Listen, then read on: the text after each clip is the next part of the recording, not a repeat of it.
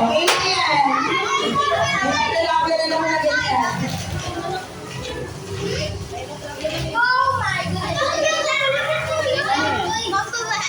Okay, sige, nabibigay ko na tayo ng mga lutras, ha?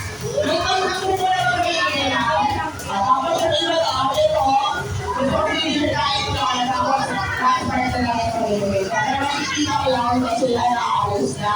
Kasi may next show pa na, no? Una naman sa grade 2. Papa? Okay? Ano yung grade sa kayo?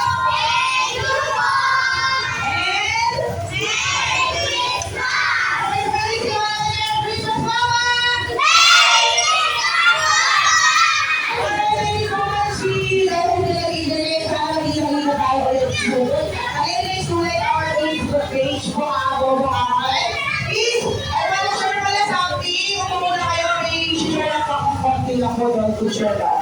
Tignan yung agency. Agency na lang. Sorry, share ko lang po. Wala lang. Gusto ko talagang i-share. Kasi di ba, usually ba, ako na naisip na mag-Christmas. Di ba, madalas po, ang naisip natin mag-Christmas. Ano na kaya kumain yan? Kasi kakain. Ayun, nakakain ko. Pag-uwi na. Nakikita. Pero minsan, alam niyo ba kung ano talaga yung sineselebrate natin for Christmas?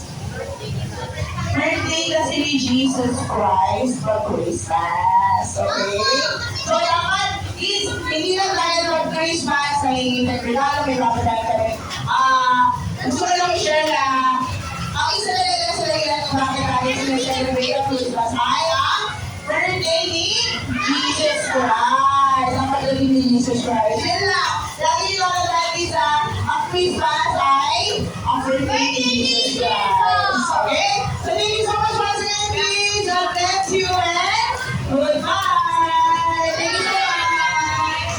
Bye-bye, kids. Bye-bye lang yung duty niya. Ayun, balik na muna kayo sa panabuhan nyo. Sige, balik na kayo sa buhay nyo. Kasi magbibigay na yung points ng mga makakain. Okay? Mamaya na yan. Thank you. Sa bahay, magkakasarap yung malamig. Lagay sa bahay.